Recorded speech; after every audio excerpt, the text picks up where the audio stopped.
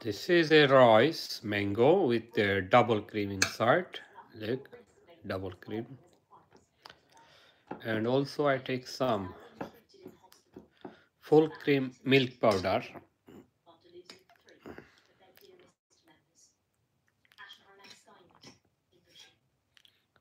Share. Share. Now squish the mango here. Squish the mango here.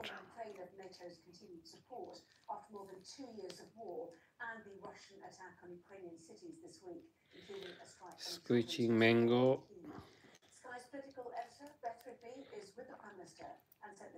Here. A newly minted Prime Minister, fresh from victory and now on the world stage. The Right Honourable Keir Starmer, This sweet mango, honey mango. United Kingdom of Great Britain and Northern Ireland. Here to take his place for another celebration, NATO's 75th anniversary. Prime Minister, good morning. And here to reassure this leader, Britain remains steadfast when it comes to See, mango, cream and rice together mixing. This is our traditional Bengali khabar, Bengali food. This is traditional Bangladeshi food, Asian food.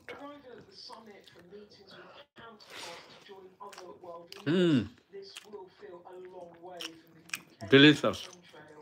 Very good bilateral meetings that we've had an opportunity Delicious khabar. to ensure that those Delicious food. Look. reset. For me to be able to say our position on the world stage, leading on issues like defence and security, on climate change, and on energy are so important. Ah, It's a really good opportunity. But now we go on and do the work. yum, yum, yum. This NATO gathering designed to both celebrate the longevity of the alliance and show strength and solidarity with Ukraine. Come on, Allies and who wants to eat this delicious food? NATO membership is now irreversible. Keir Starmer's own path to power now putting him at the right-hand side of the US president. Who wants to eat the delicious food? Come on. Wales at a farm for one of his last election rallies. Fast forward a few days and he's here now at NATO in Washington, rubbing shoulders with world leaders. So much has changed for him in but a few days, and it's changed for all of us too. Yum, yum, yum. What hasn't changed is his approach to NATO and Ukraine. In many ways, Sir Keir Starmer is continuity Sunak, with the new Prime Minister promising a cast iron guarantee to lift defence spending to Bangladeshi traditional food এটা What the new Aam Prime Minister bhat, won't do is say when he'll meet aam rice. unlike his predecessor. But in an increasingly uncertain world, continuity from this man is warmly welcomed. This then, a good start. Better for Sky News Washington. বলাইয়া বলাইয়া দুধ লইছি, powder milk, আম, rice. I'll tell you what they said in the meantime. Sir Keir Starmer said the special relationship is so important. It was forged in difficult circumstances and endured for so long and is stronger now than ever. A fortuitous bilateral meeting with US President less than a week in the job. This is our Bangladeshi mango, The two of them, Sir Keir Starmer and Joe Biden, juicy mango, honey mango. office in the last hour.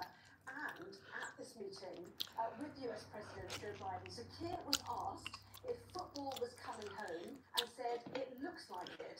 It's because of the Prime Minister, Joe Biden replied. Well, there you are. They talked football. A number 46 Arsenal shirt, we're told, is the gift that was given. Joe Biden is, of course, the 46th President of the United States. I suggested it should have been an England shirt after tonight, but there we are. So the special relationship, stronger than ever. তো বুড়া বেটা prime minister চালায় কিনা, sorry president, আমেরিকার মতো রাষ্ট্র, অত বড় রাষ্ট্র, একবারে লাগে মরি যার.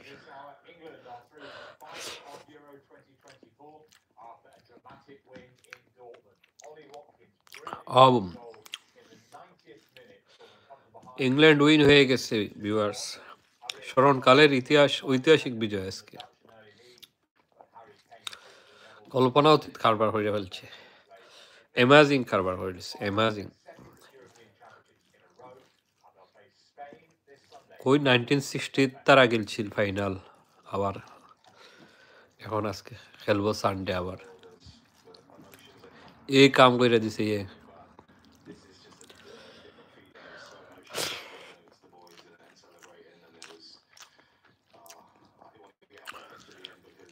This rice আদি হওয়া লাগে মায়া এলে মজা লাগতো না use your hand Well, this was the reaction in the Sky Sports News studio when Ollie Watkins' strike hit the back of the net.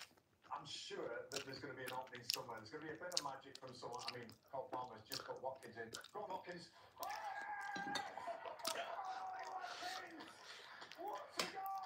take more milk Cole Palmer passes it to Ollie Watkins. He's on the right-hand side of the penalty area. He turns. It looks like the angle's impossible. He shoots across the keeper. He's going to the far street. Outside the former Iceland boss, Oliver Halgrimsson has been named as the new Republic of Ireland head coach. Halgrimsson this mango and milk is very combination is very good 8-month search for a permanent successor to Stephen Kenny. hello I am okay On Jimmy Anderson ahead of his eating final test appearance delicious rice mango debut, and Gus Atkins stole the show on day one against the West Indies. The Surrey bowler took 7 wickets at Lord's, including eating delicious mango rice his debut with his first catch in Test cricket here as the West Indies lost how is your you only 2 other players in England's history have managed better figures on their debut. it look delicious look tasty 1992, Dominic Cork in 1995. A brilliant catch from Ollie Pope saw Atkinson remove his 3rd player for the duck in the innings. Well, fittingly, the final wicket went to Jimmy Anderson, making his final Test appearance. it is our delicious food and watching the news Sky News Half centuries from Ollie Pope and Jack Corey then gave England a 68-run lead as they closed on 189 for 3. Novak Djokovic will face Lorenzo Musetti in the Wimbledon. good what are you doing After the Italian won a 5-set thriller with Taylor Fritz, Djokovic had a bye in the last draw after his opponent Alex de Minaur withdrew with a hip injury. Elena Rybakina took just over an hour to complete a dominant victory against Lena Svitolina in the women's draw. Rybakina, who won Wimbledon in 2022, will face the Czech Barbara Krejcikova. tennis Beat Elena Ostapenko 6-4, 7-6. It's the first time she has reached the semi-finals at Wimbledon. There's a lot more reaction to England's win at Euro 2024 right now on Sky Sports News. And I'm back with you in an hour. Julian, you're watching the press preview. A first look at what is on the front pages then. In the next half hour, we'll see what's taking ahead. Daily Mail's associate editor Kevin McGrath what are you doing and the Daily Andrew Whitehall editor Claire Andrew what are you doing So let's see what is on the front pages of those newspapers. They're welcome to both of you. you're not sleeping Through to the Euro final and making the Metro front page. The Star would like you're to not say sleeping that it wasn't a dream. England have indeed won against the Netherlands tonight. The Telegraph leads with a Costco attack that killed the wife and daughters of racing commentator John Hunt. That story also on the front page of the Times with pictures of victims, as well as the front page of the Mirror and the Daily Express. The Guardian reports on the Prime Minister saying the prisons crisis is even worse than feared as the government prepares to release tens of thousands of inmates to avoid overcrowding. Financial Times reports that the former US House Speaker Nancy Pelosi has failed to categorically ban Joe Biden remaining in the presidential race, with the actor and key Democratic donor George Clooney saying he should drop out altogether. And the Eye says water firms have been told they will be forced to return money that isn't spent on upgrading their sewage networks to customers. A reminder, by scanning the QR code you'll see on screen during the break, and you can check out the front pages of tomorrow's newspapers when you listen to our guests. So let's head straight to Kevin McGrath and Claire Ellicott. Other stories leading the papers, but it is the Euros that are mainly the picture stories, certainly. What a night, Kevin. Yeah, what a night. Great to celebrate if you're an England football fan, the Scottish or Welsh. Or so, but no, it's a feel-good fact there, and of course look forward to Today I get more subscriber from football, from my workplace. But it is. Football's not just on the back page; it's on the front. Yeah, absolutely, is it not? Nearly 100. The Surely Daily Express Sport, what a finish as well. Watkins, Aston Villa's Ollie Watkins, 90th minute. I mean, do we keep having to have these stressful games? Which clearly the King said if you go a little bit earlier, you don't have to have the stress and my blood pressure will be better. But Claire, I mean, extraordinary finish game we've seen, certainly from England. Yeah, and I mean, I know she's a football fan, but you actually really get caught up in the spirit of it. I watched the penalties last game, I watched this one, and it's so tense. What a tasty food, man. What a delicious food am I having.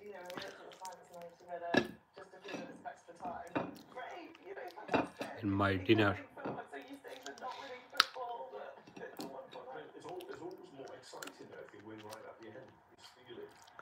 It's always totally gutting though. The Dutch will just be, while we're up here, they'll be down there on the floor now because they lost right. आज देश पांगी था England. Bellingham bicycle kick goal as well. Earlier in the tournament, the Dutch had come third in their group. They got to the semi-final.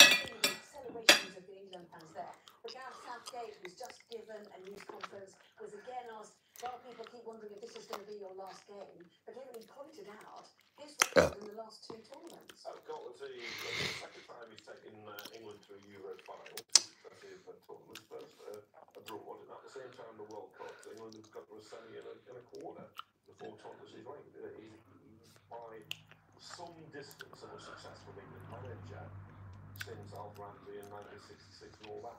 We haven't won anything yet. Spanish team are very, very good. We'll go in favourites, I suspect, on Sunday. But it's within touching distance, and that resilience of the team, never knowing it's beaten, coming back when it goes behind, going on, getting those last-minute winners or equalisers, winning on penalties. Allahu Akbar. Yeah, well, let's listen to Gareth Southgate. He's had to defend, his performance and his record and his choices throughout this tournament. I took the job to try and improve English football, and we're now in the second final. The last one was the first in 50 years. We're now in the first that isn't played on our shores. I think we've got a team that will be together for quite a while, so it's not as though this is a team that's at the end of the cycle. And that's the point, isn't it? They're youngsters. Not quite as young as the 16-year-old talisman, who I think turned 17 for Spain on Saturday. Yes, exactly. But they're a young team. They've got a long way to go. They are. You'll be watching them for some time to he's set now. His position, his record. I mean, I just wonder if he'll quit, win or lose on 3 murders in this country is what happening. 3 জন মানুষ মেটিরে মারি লিছে. Talk about a difficult relationship with the fans. He also, he and some of the players were very upset about some of the commentators and the criticism there. Now, some of it was justified actually, because England didn't play particularly well at the start, but nevertheless, Southgate has got to a final. He cannot take that away. That's why he's the manager, and other people just sit on TV or shout at their TV, and he does it.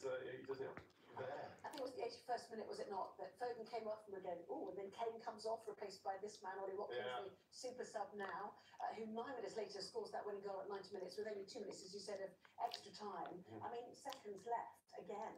It's like a get out of jail, isn't it? What did you see? The question was, how do you feel about your late shows? I mean, it is literally at the last minute, isn't it?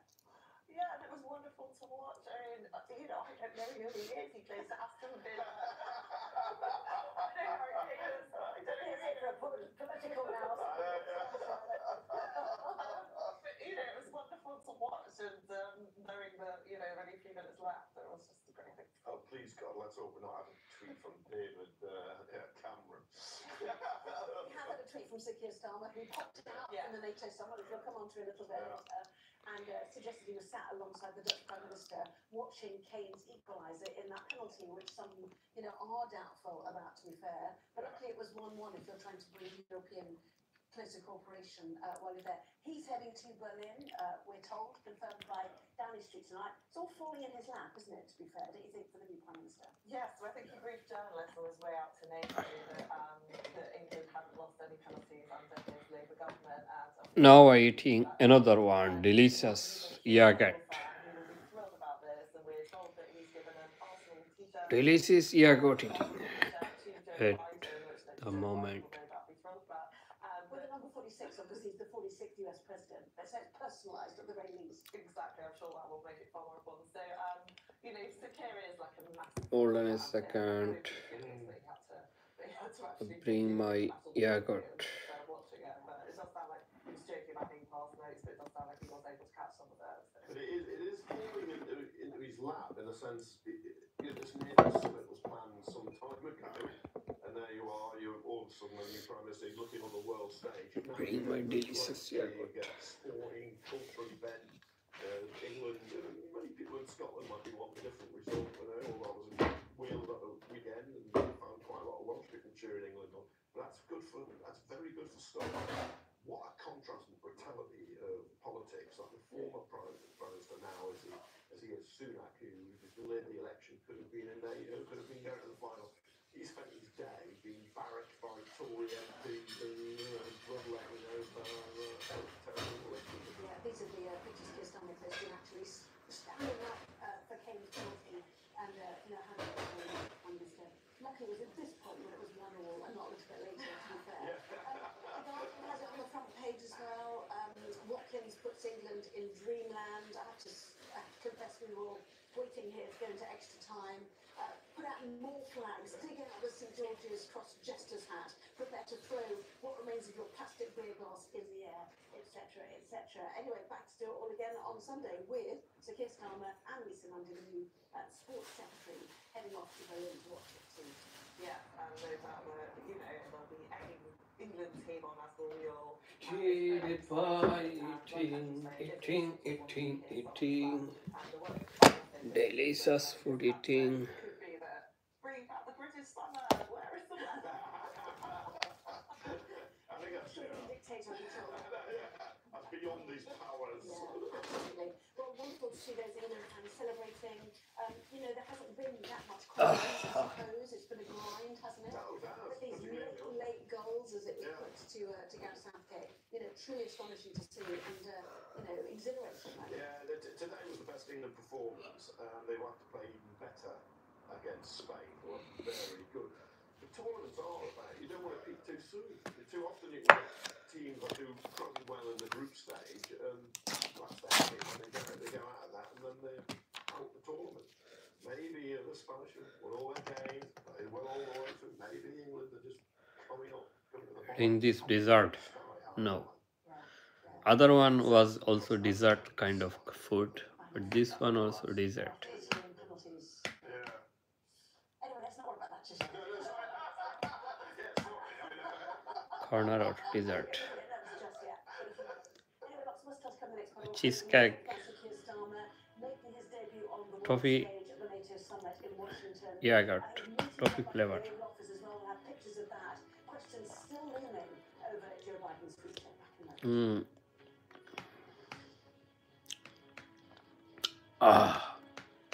Rich, very rich.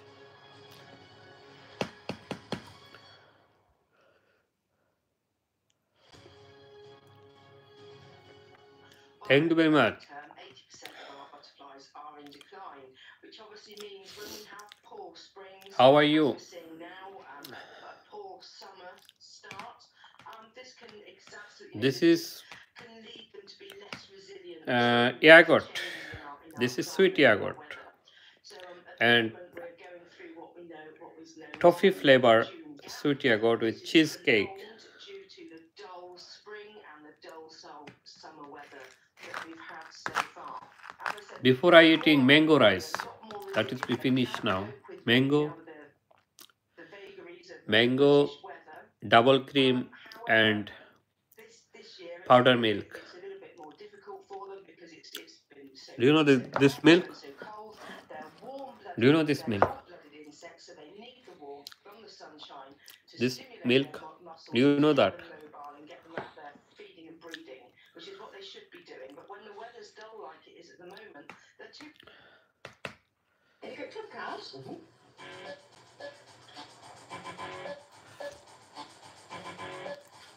Club card accepted. You know the. Where are you from?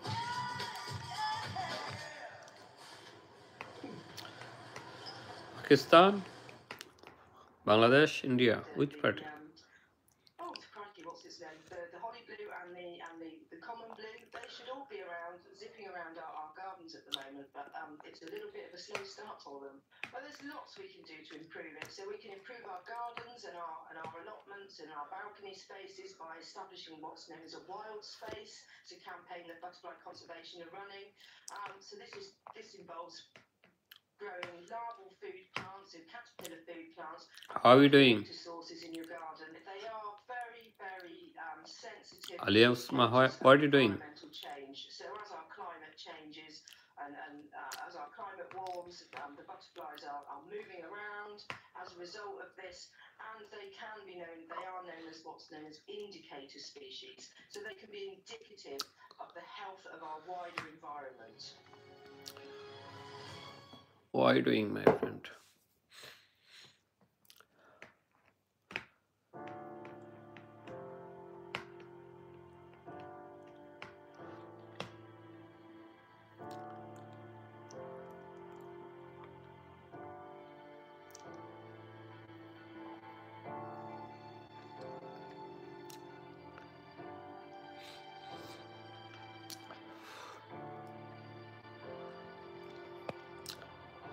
Cartoon देखी जात पाणी बनायला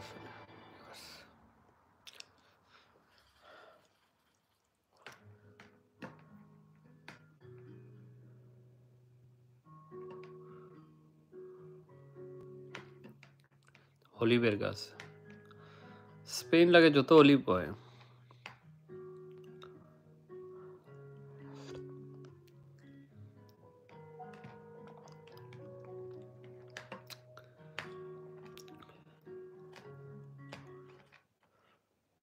Watching our press preview. I'm joined once again by Kevin Maguire from the Mirror and Claire Ellicott from the Mail. Welcome back to both of you. So we know that Sir Keir Starmer has been meeting Joe Biden in the Oval Office. They've talked about the special relationship with football. We'll come on to that in a moment. Because we want to talk to the Financial Times now, which is the pressure on Joe Biden from both Nancy Pelosi and George Clooney. Yes, George Clooney, who is a big Democratic funder, he held a fundraiser for Joe Biden recently. What told it to Daily Mail? Claire Ellicott. Politician who won the race the time before last. He's saying that he's not the man to win the race against Trump. This is incredibly Oh serious. shit. He is a huge donor to the party, and you have Nancy Pelosi, who is a major figure in US politics, Democratic former House Speaker, saying, offering him the kind of not any support. In the past, she has been really supportive Crossbow of him, but killer. she has not offered her full support tonight. And he's facing so much pressure after so many questions about his health after that dreadful TV debate where Donald Trump seemed to triumph over him because he kept stumbling over his words. He lost his train of thought. So many people are thinking again about whether he is the right person to put up against Donald Trump in the race for the White House, which we'll see in November. And it couldn't be more important. There's so much at stake, not least the huge issues that have been discussed today in NATO about Ukraine funding and the future of NATO itself. And, there are multiple wire drops now about more pressure on Biden. One US network suggesting there's a meeting between Biden and Senate Democrats on Thursday. এটা তো spoon পড়ে গেছে এখন আর এটা খাবো কি দিয়ে খাবো এখন স্পুন আর একটা খাই আনতে গেছে And then Axios reporting that the Democratic US Senate Majority Leader Chuck Schumer has privately signaled to donors that he's open to a Democratic presidential candidate other than President Joe Biden. This is a drip that's speeding up, isn't it? Yeah, I think the dam's burst, so you're going to go one way. But that doesn't mean he won't be the candidate. But I think it's selfish of him, and you can see you're incredibly powerful. You're the President of the United States, Commander-in-Chief, and your family keeps out, you can go on because no one wants to it's very sad where he's got to. But nevertheless, if you have the best interests of the US, Hold on a minute. Bring a spoon. back and think somebody else will be in a better position with stock for long Just term. bring a spoon. Doesn't seem to be the case at the moment. But Viewers. you never know. But maybe as it does keep building up. And a release which you may have actually from Downing Street, the UK is as long as it takes. The Prime Minister will tell NATO. Keir Starmer recommits to £3 billion a year of military support for Ukraine until 2030-31 and for as long as needed. He'll want allies. The frontline defence of the Euro-Atlantic region is the Ukrainian trenches, and it comes after the UK pledges to accelerate lethal aid support to Kyiv, saying that President Putin's depraved acts will only serve to steel the international community's resolve to support Ukraine. The words he'll say to NATO. Oh, sorry. For NATO to come together and say, Sorry, everybody. Sorry. if Donald Trump ends up in the White House, he has said that he is not fully committed to funding Ukraine. He has said that he would negotiate some sort of peace settlement, which would involve Ukraine accepting that Russia has invaded loads of its territory and giving up that territory. So it's really important for these world leaders to stand together and say, that can't happen. But the realities are, Trump has called for more funding from Europe, that they spend a bigger proportion of their GDP on defence. And this has been a key battle here. Rishi Sunak obviously committed to getting past the 2.5%, and Keir Starmer is being asked to do the same. And we haven't seen that commitment yet, and there's loads of pressure on Keir Starmer to match that. Yes, Trump wants burden sharing, and NATO at the moment wants to Trump-proof any deal for Ukraine. Yeah. Let's just roll those pictures, shall we, in the Oval Office. This fortuitous bilateral with President Trump, not yet a week into being Prime Minister. They talked football as well. He was asked, Keir, is football coming home? And he said it looks like it. And Mr. Biden said it's because he's the Prime Minister. Yeah, well, always suckle to your guests. Is what you want to do. But the US is by far the biggest military supplier to Ukraine. Britain's $3 billion isn't really sniffed at, and Britain was one of the first. But nevertheless, it's the US really that makes the difference, and this is where Trump is very questionable. Obviously, we saw Republicans in Congress handing up aid for weigh that up if he's going to do at all logically. এই দেখো তার অবস্থা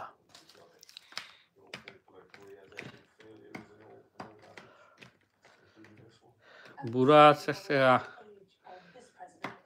এক ফাও লাগে কই বড় গেছে কি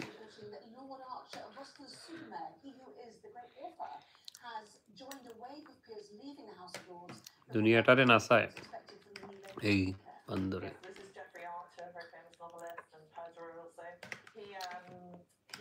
has announced that he's stepping down. So this is ahead of Keir Starmer's election campaign. He said that Labour would bring in a cap on the peers aged over 80. দুনিয়াটারে নাচায় Within a parliament, they would be expected to stand down at the end of that parliament.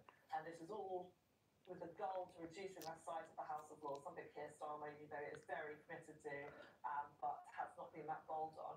So he has obviously regularly seen where this is going and has decided to step down. But it is, he is a very famous peer. He's a very famous member of the House of Lords. I think there's some other peers planning to go as well. Whether it hugely reduces the size of the Lords, we're yet to see. But yeah, it is an arbitrary figure, though, to say to 80, because it would mean somebody like Alf Dubs, Kinder Transport survivor, would have to go. I mean, 91, John Bacon would have to go, Neil Kinnock would go, and yet Plaid Cymru put in a peer who's was 25, so they could have another 55 years there without having achieved anything. Let's not talk about Boris Johnson's departure. Well, I was going to go. Yeah, well, I was funny. I was coming on to them. And we were going to get onto one other story. I'll just show it to you. Haven't got time to talk about it. Small boats crisis is likely to get worse before it gets better. Starmer admitted that it could get worse over the next few months. Of course, it's summer, isn't it? Since becoming Prime Minister, around 500 migrants have arrived illegally on Britain's shores, one of many things facing the new Prime Minister. Thank you both very Small much. boat crisis is likely. Kevin Maguire, Claire Ellicott, thank you. Lots of reaction, obviously, to England through to the Euros final.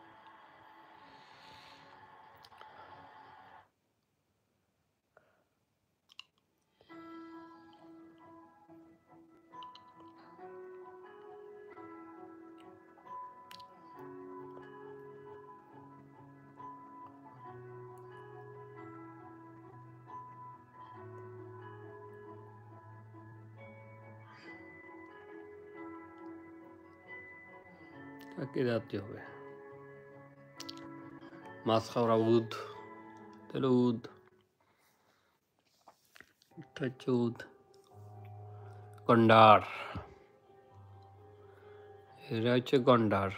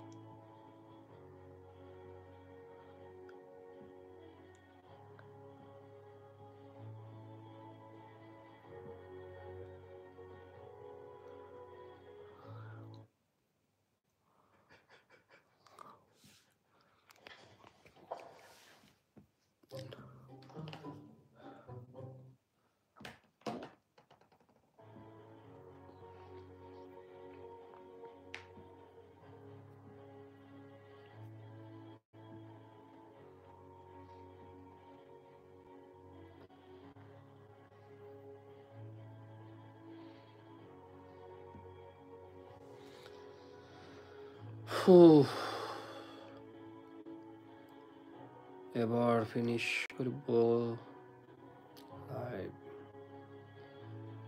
Live finish করে গিয়ে ঘুমাবো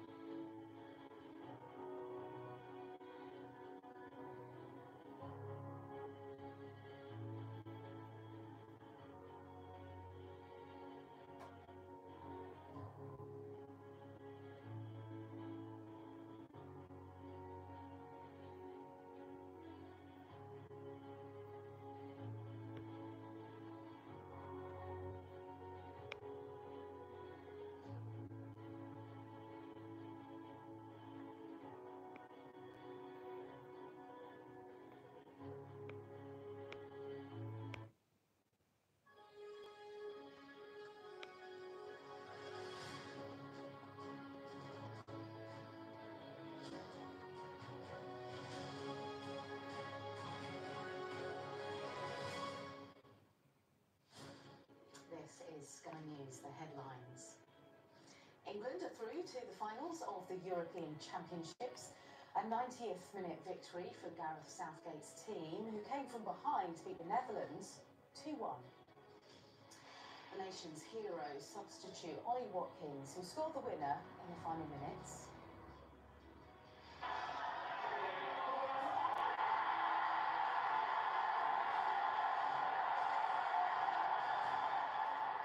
Yeah, for the fans' unadulterated joy as England reached their second European final in succession.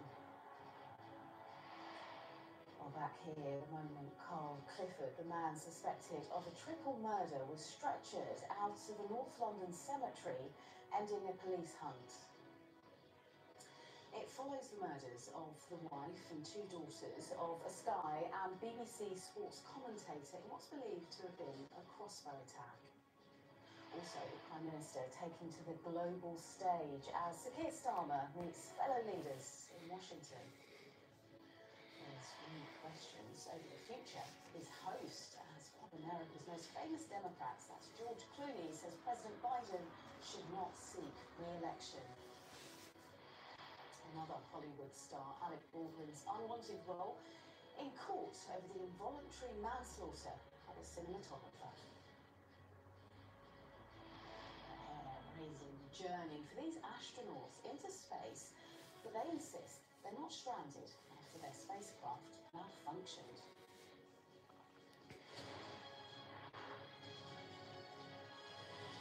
Hello, welcome along. Well, on an incredible night for England when they qualified for their second European Championship final in succession.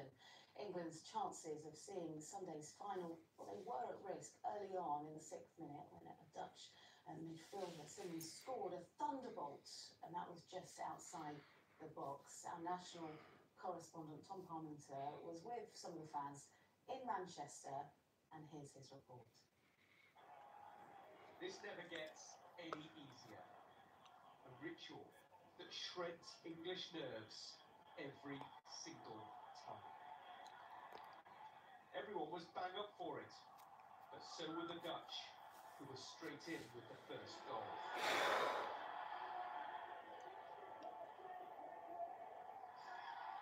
This was a better, brighter England though, and soon Harry Kane had a penalty.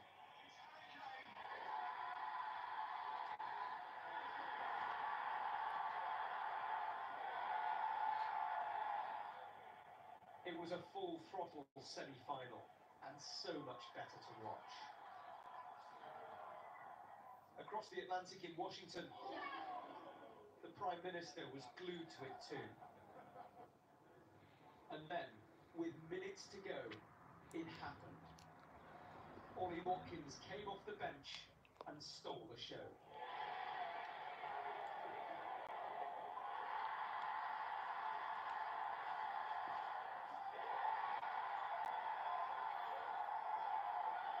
And they savoured every sweaty second of it.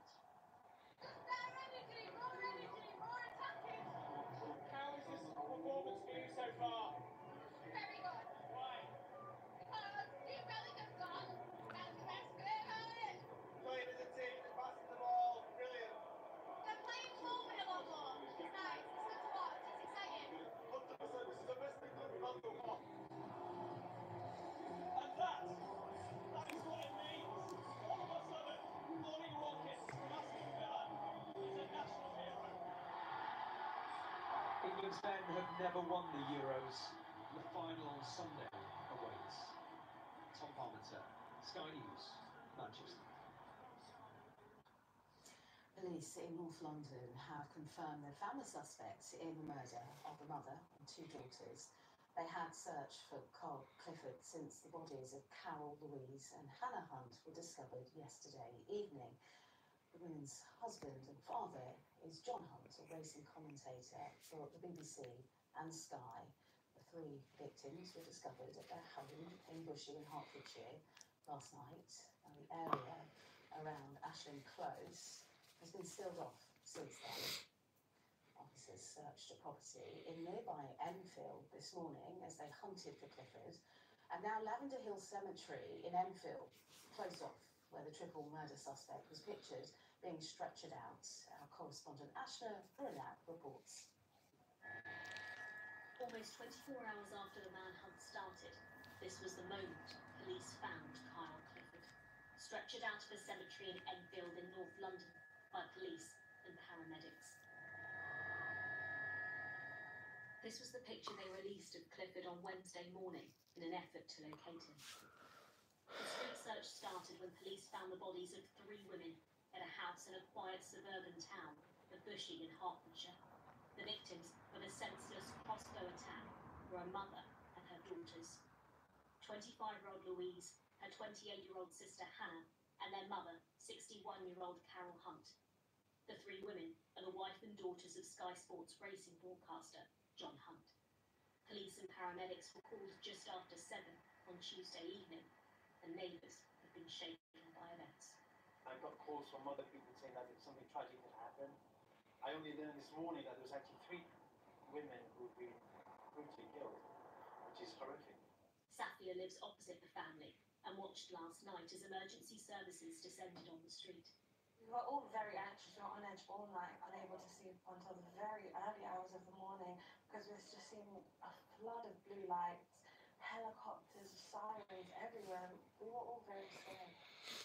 Flowers have been laid at the cordon throughout the day by locals and friends. Honestly, one of the loveliest persons, loveliest girl I knew. Always had a smile and very positive, hardworking. So genuinely a really, really sweet person. Many in the area knew Louise was the proud owner of a dog grooming business, with one telling Sky News she was the sweetest, kindest, most gentle person with the most loving family. Louise would send me pictures of my dog asleep during grooming. That's how much of a wonderful and relaxing person Louise was. It's understood Clifford left the British Army at the end of 2022 after a brief period of service. Oh. He was working as a flight instructor. Clifford is now being treated in hospital as a family tonight is broken after losing 3 of their dearest members. Asha Harlag, Sky News. I think Tari refereras till tällainen. The Prime Minister, Sir Keir Starmer, is in Washington meeting President Biden and other world leaders at a NATO summit. Now, the summit marks 75 years of the NATO alliance, focusing on reassuring Ukraine of NATO's continued support after more than 2 years of war and the Russian attack on Ukrainian cities this week, including a strike on a children's hospital in Kyiv. Well, Sky's political editor Beth Rigby is with the Prime Minister and sent this report. A newly minted Prime Minister, fresh from victory and now on the world stage. The Right Honourable Keir Starmer, Prime Minister of the United Kingdom of Great Britain and Northern Ireland.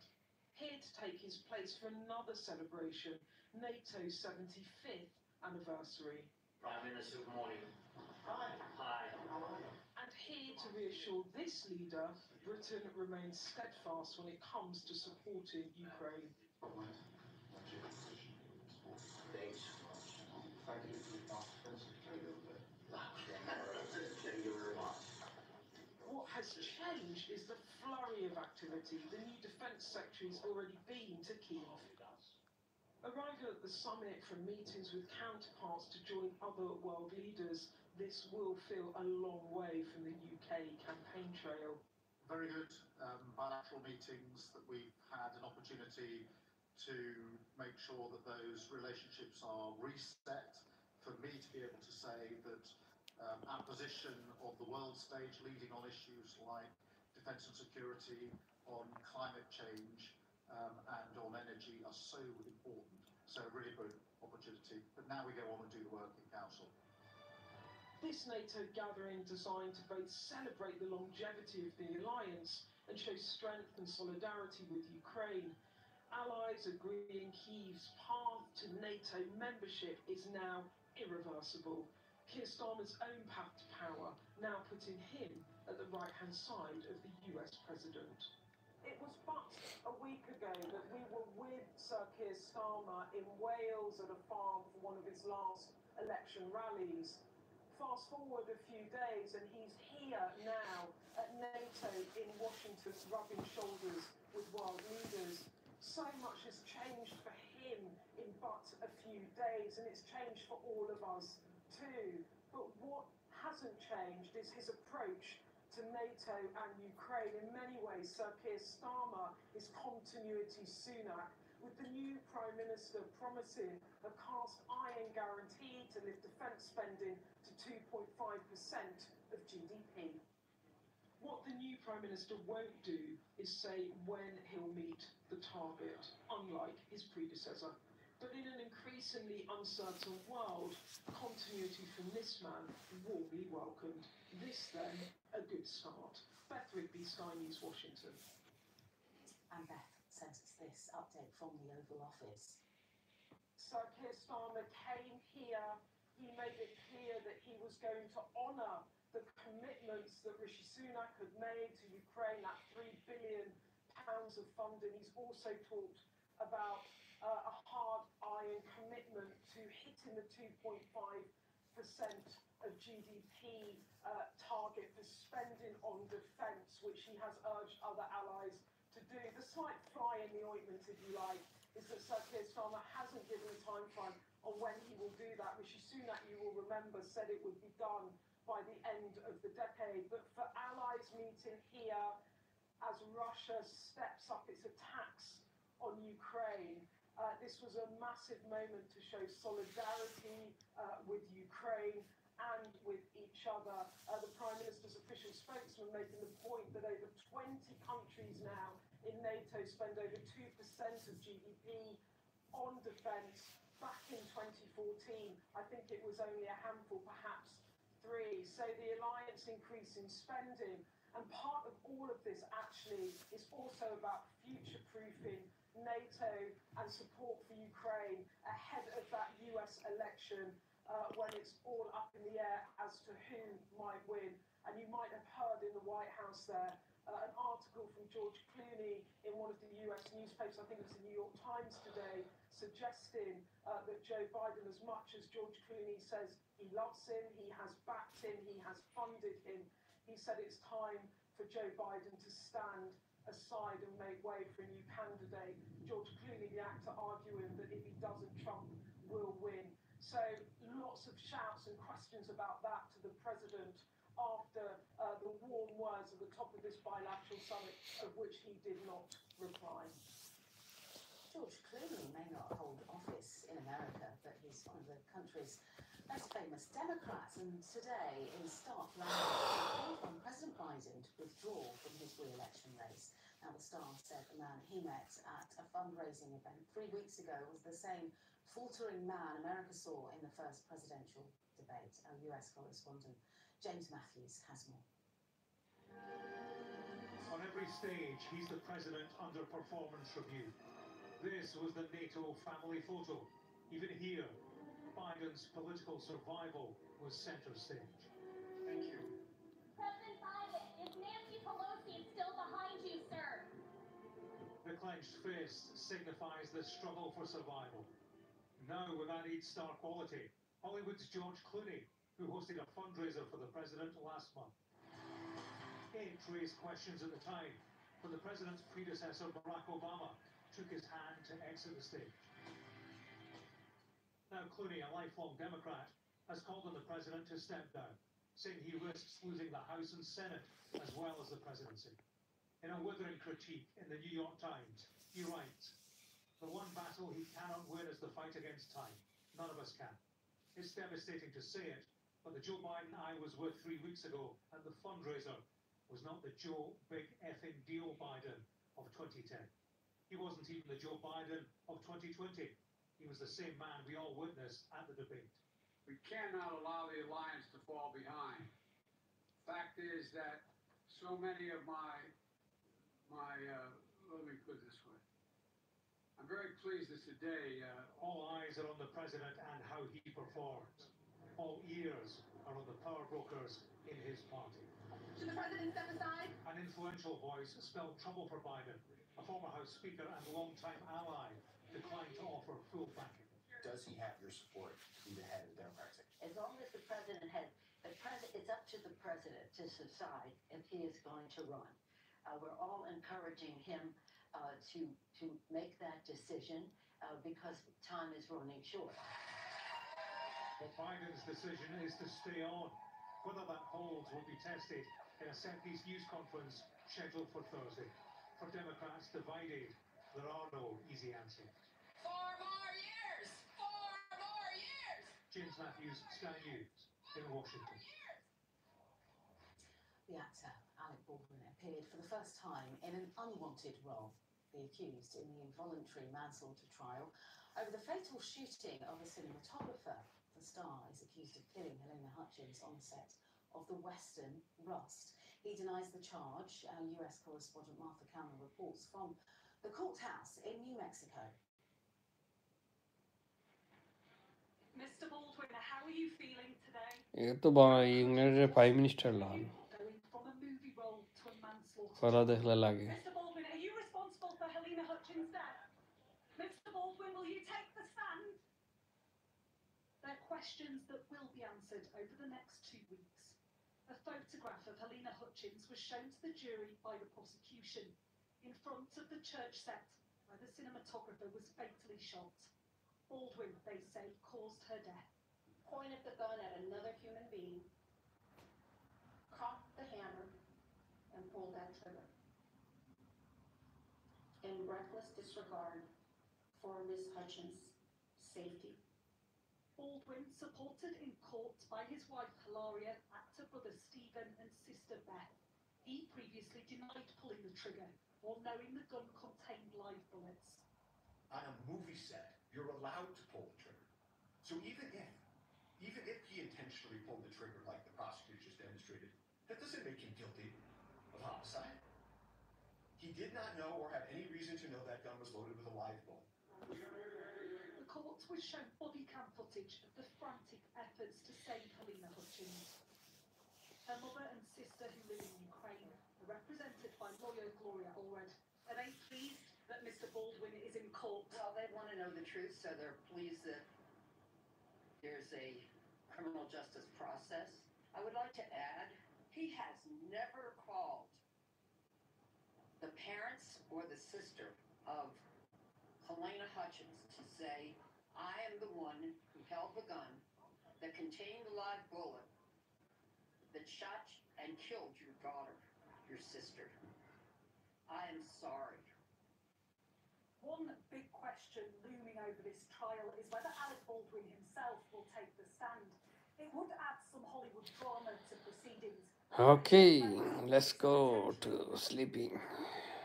The media glare is familiar to Baldwin, but he never imagined his career would ultimately bring him here, not just in the spotlight, but under the microscope. Martha Cameron, Sky News, New Mexico.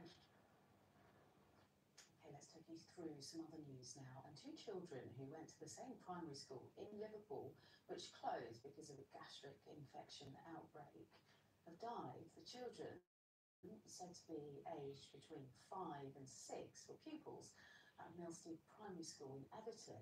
Health officials say the deaths are unlikely to be related to the infection at the school. Police in the United Arab Emirates have dropped their charges against Irish woman Tori Toey, who is said to be free to leave the country. The 28-year-old flight attendant was initially charged with attempting suicide and alcohol abuse and banned from leaving the state. That's after she was allegedly attacked in Dubai. Sinn Féin leader Mary Lou McDonald first raised her case in the Irish Parliament. That was on Tuesday. This is Sky News coming up. While England's footballers celebrate reaching the Euro 2024 final, England's cricketers are celebrating a new hero after a dream debut for Gus Atkinson.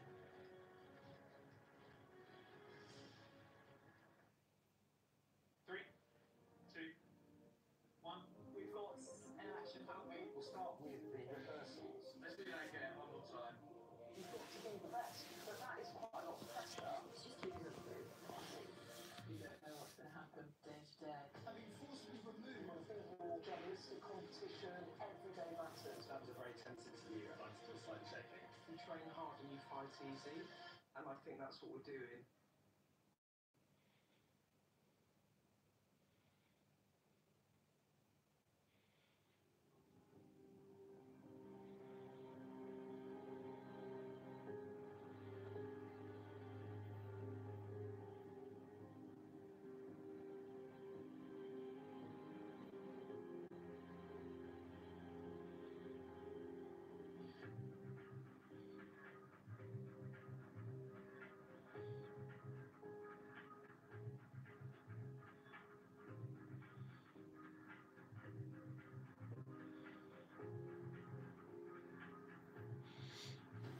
Jonas Nover in Argentina.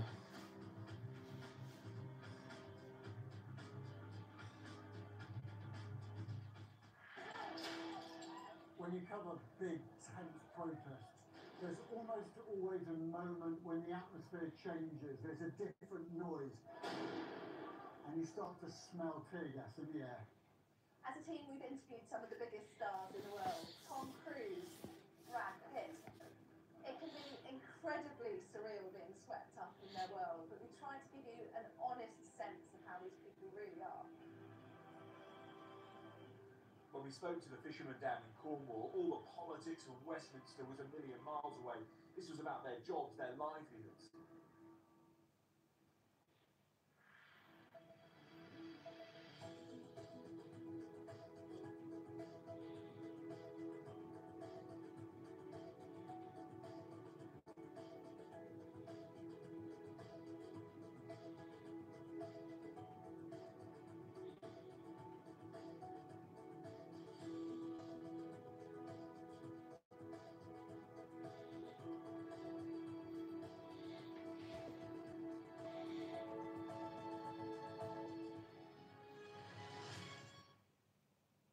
The crew of the Starliner spacecraft say they're confident the Boeing capsule will carry them safely back to Earth at the end of their extended stay on board the International Space Station. Now, the astronauts there since early June were supposed to leave within days, but they're still there because of failures in the Starliner's systems. Our science correspondent Thomas Moore reports. It was supposed to be just a brief visit to the International Space Station, but for the test pilots of Boeing's new spacecraft. Let's go forward into Starliner, where there was a little bit of action the other day. Days have become weeks, 5 so far, as engineers try to find a fix for the Starliner, which is hobbled by a problem with its thrusters. With a spectacular view, the astronauts are taking their travel delay in good humour. Here's Butch coming in through the hatch. I feel confident that if we had to, if there was a problem with the International Space Station, we get in our spacecraft and we can undock, talk to our team, and figure out the best way to come home. Like I said, we've practiced a lot, so I have a feeling, I have a real good feeling in my heart that the spacecraft will bring us home, no problem. 3, 2, 1, ignition. Starliner was finally launched last month after several attempts were scrubbed because of technical problems. But as it approached the space station, some of the thrusters that steer the spacecraft stopped working, and helium propellant.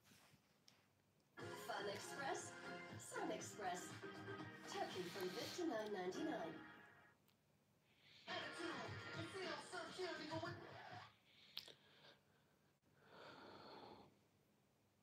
Emergency return vehicle, and we just want to understand the thrusters a little bit more before we commit to the final undock and return. This is yet another blow to Boeing's reputation, already under scrutiny after a door blew out from one of its aircraft, 2 crashes of the 737 MAX, and delays in delivering new planes for the US president. It could do without glitches in orbit. It is adamant the astronauts aren't stuck in space, but exactly how and when they return to Earth is uncertain. Thomas Moore, Sky News.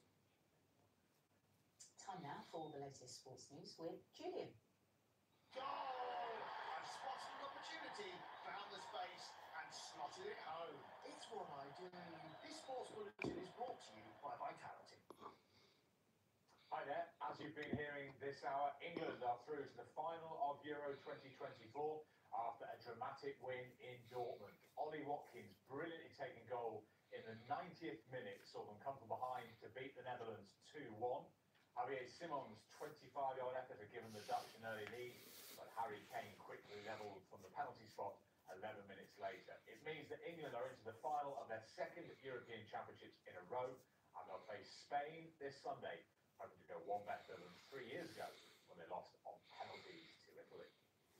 When you score, there's emotions that come through your body, but this is just a different feeling. It was slow motion when I was running over to the boys and celebrating, and it was I didn't want to get off the pitch at the end because I just wanted to soak it all in, because it doesn't happen often, obviously. Well, this was the reaction in the Sky Sports News studio when Ollie Watkins' strike hit the back of the net. And I'm sure that there's going to be an opening somewhere. There's going to be a bit of magic from someone. I mean, Cole Palmer's just put Watkins in. Go on, Watkins. Come on, Ollie Watkins! What a goal! In the 90th minute, Cole Palmer passes it to Ollie Watkins. He's on the right-hand side of the penalty area. He turns. It looks like the angle's impossible. He shoots across the keeper. He's got it at force stick.